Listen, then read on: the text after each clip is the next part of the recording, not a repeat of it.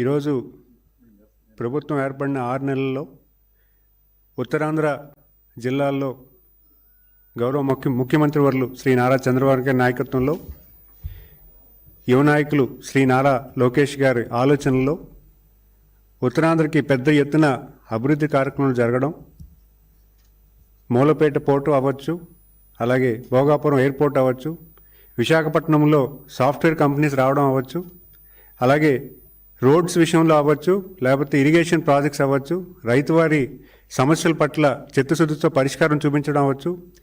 ఇవన్నీ కూడా ఉత్తరాంధ్రలో ఒక కొత్త నాయకత్వం ఏర్పాటు చేస్తూ ఒక కొత్త మంచి ఆలోచన, అభివృద్ధి పట్ల ఉన్నటువంటి మంచి ఆలోచనతో ఈరోజు రాష్ట్ర ప్రభుత్వం కూటమి ప్రభుత్వం పెద్ద ఎత్తున ఒక మంచి పేరు తెచ్చుకునే క్రమంలో ఈరోజు ప్రతిపక్షం ఎవరైతే మీడియా వాళ్ళు ఉన్నారో గడిచిన 2 రోజులుగా ఒక ప్రచారం ఏదైతే చేస్తున్నారో దాన్ని పూర్తిగా నేను ఖండిస్తున్నాను.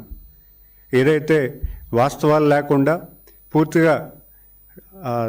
పూర్తిగా న్యూస్ ఏదైతే పబ్లిష్ చేస్తున్నారో, ఒక సోషల్ మీడియాలో మొదలైన న్యూస్ని వ్యతిరేకించి ఒక పెద్ద ఎత్తున దాని సెన్సేషన్ క్రియేట్ చేస్తూ యువ నాయకత్వాన్ని, అలాగే జిల్లాలో ఏర్పడినటువంటి ఈ కొత్త నాయకత్వాన్ని బలహీనం చేద్దామన్న ఆలోచనతో ఈరోజు ఒక దుష్ప్రచారం చేస్తున్నారు.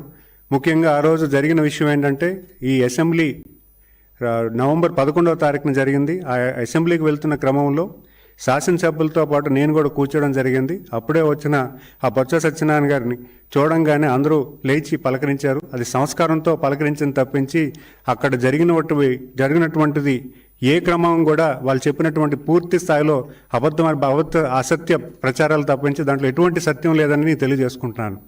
ఈరోజు ఉత్తరాంధ్ర జిల్లాల్లో మంచి వాతావరణం, కుటుంబ పరిపాలన నుంచి కూటమి పరిపాలనలోకి వచ్చాం.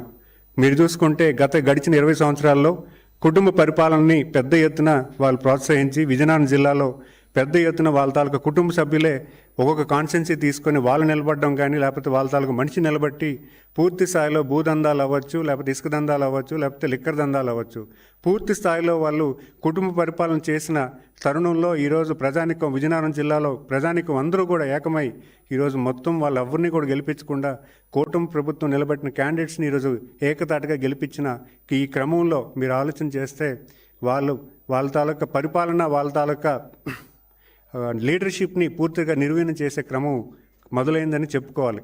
దాన్ని తట్టుకోలేక ఈరోజు ప్రతిపక్ష మీడియాలు వాళ్ళని బలపరచడానికి ఈరోజు మమ్మల్ని బలహీనం చేసే ప్రయత్నం చేస్తున్నారు తప్పించి ఇక్కడ ఉన్నటువంటి సత్యం ఎటువంటిది లేదని నేను చెప్పగలను. ఎందుకంటే మీరు చూసుకుంటే గడిచిన 40 సంవత్సరాల మా కుటుంబం రాజకీయ నేపథ్యం తాతయ్య గారి మీద అవ్వచ్చు, లేకపోతే బాబాయ్ గారి మీద అవ్వచ్చు, ఈరోజు నేను కంటెస్ట్ చేస్తున్నటువంటి ఫ్యామిలీ బొత్స కుటుంబం.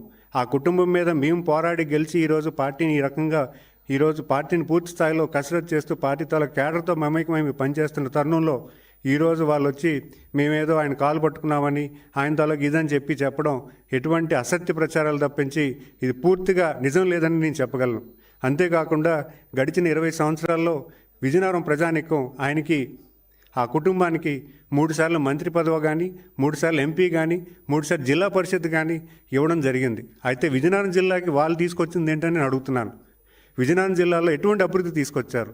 వాళ్ళు కుటుంబ పరిపాలన చేసుకొని జిల్లా మొత్తం దోచుకున్నారా కానీ ఈరోజు కుటుంబాన్ని విజయనగరం జిల్లాకు కానీ, విజయనగరం జిల్లా వాసులకు కానీ ఆర్థిక అభివృద్ధి కానీ ఎటువంటి అభివృద్ధికి తీసుకొచ్చారని నేను అడుగుతున్నాను. ఎటువంటి పరిశ్రమలు తీసుకొచ్చారా? లేకపోతే ఈరోజు మీరు చూసుకుంటే ఈరోజు కూడా విజయనగరం జిల్లాలో చాలామంది వలసలు వెళ్ళిపోయి పనిచేస్తున్నారు. ఈరోజు చాలామంది గ్రామాల్లో నాకు తెలిసి గజపతినగరం నియోజకవర్గాల్లో కొన్ని గ్రామాలు అయితే ఇంకా వలసలు 70-80% గ్రామాల్లో వలసలు వెళ్ళిపోయి పనిచేసుకున్న తరుణం ఉత్తరాంధ్ర జిల్లాల్లో. మరి అలాంటి ఈ తరుణంలో కూటమి ప్రభుత్వం ఏర్పడిన వెంటనే కొత్త ఆలోచనతో ఆ పరిశ్రమలు వచ్చే దశగా మేము అందరూ కూడా కలిసి సమిష్టి పూర్తిగా పనిచేస్తున్నాం. మీరు చూసుకుంటే రాష్ట్రంలో యువ నాయకత్వానికి బలపరుస్తూ 175లో 88 మంది కొత్త అభ్యర్థులు నిలబెట్టి గెలిపించిన వైనం. అంతేకాకుండా మీరు చూసుకుంటే జిల్లాలో ఉన్న 7 కాన్స్టిట్యున్సీస్లో కూడా 4 కొత్త అభ్యర్థులే. అలాగే 3 సీనియర్ అభ్యర్థులు. ఈ ముగ్గురు కలిసికట్టుగా పార్టీని స్ట్రెంథన్ చేస్తూ పార్టీ తాలూకా ఆలోచన విధి విధానాలను పూర్తి స్థాయిలో గ్రౌండ్ చేస్తూ ఈరోజు విజయనగరం జిల్లాలో కూటమి ప్రభుత్వకు ఒక మంచి పేరు వచ్చే దశగా మేము కలిసికట్టుగా పనిచేస్తుంటే అది ఓర్వలేక ఈరోజు ప్రతిపక్ష మీడియా ఏదైతే ఉందో దాన్ని నిర్వీర్యం చేయడానికి, దాన్ని కార్యాచరణ చేయడానికి లేనిపోయిన అపోహలు క్రియేట్ చేస్తూ దాన్ని పెద్ద ఎత్తున పబ్లిసిటీ చేస్తూ ఒక రాంగ్ ప్రచారం చేయడం జరుగుతుంది.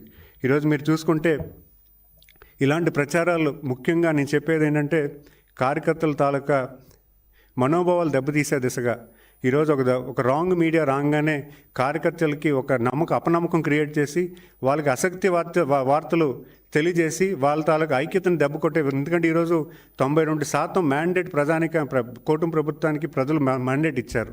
అలాంటి మ్యాండేట్ని కొలగొట్టాలంటే ఫస్ట్ కార్యకర్తలు నిర్వీర్యం చేయాలన్న తప్పుడు ఆలోచనతో ఈరోజు లేనిపోని న్యూస్ ప్రతి మినిస్టర్ మీద ఒక స్టోరీ క్రియేట్ చేస్తూ ఒక అసత్య ప్రచారాలు చేస్తూ ఈ రకంగా చేయడం కేవలం ఆ ప్రతిపక్షం తాలూకా ఆలోచన విధానం అని నేను చెప్తున్నాను. ఆ విధానంలో మనం ఆలోచన చేయాలి. ఈరోజు మనం రాష్ట్రం అభివృద్ధి కోసం మన తాలూకా ప్రగతి కోసం మనందరం కలిసికట్టుగా పనిచేస్తున్నాం. ఇలాంటి పరిస్థితుల్లో వాళ్ళు ఇచ్చిన వార్తలు బేస్ చేసుకొని బేస్లెస్ వార్తలు మనం పట్టించుకొని మనం వెనకబాటు వెళ్ళే పరిస్థితి మనం కార్యాచరణ చేయకండి. ఇది ఈరోజు నాకు జరిగింది. రేపొద్దున ఇంకో మంత్రి కావచ్చు, ఇంకో ఎమ్మెల్యేకి చేయొచ్చు.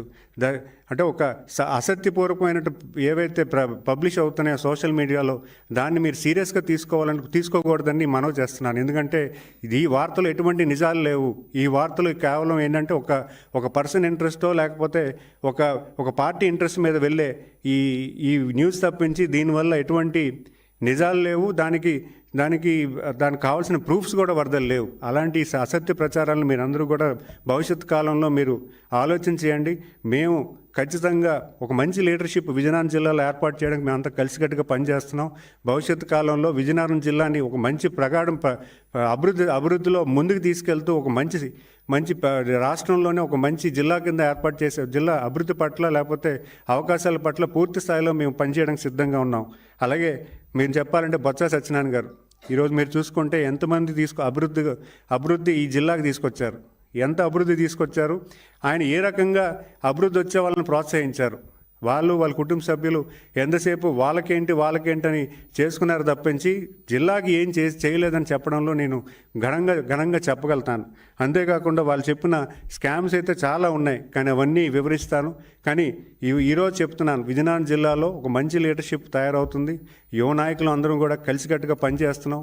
అక్కడ జరుగుతున్న ఏదైతే కుటుంబ పరిపాలనో ఆ కోటలు బద్దకొట్టుకొని ఈరోజు విజయనగరం జిల్లాలో ఒక మంచి సుస్థిర నమ్మకాన్ని కలిగించి ఈరోజు నాయకత్వం ఏర్పాటు చేయడానికి మేమైతే సిద్ధంగా ఉన్నామని ఈ వేదిక ద్వారా తెలియజేసుకుంటున్నాను.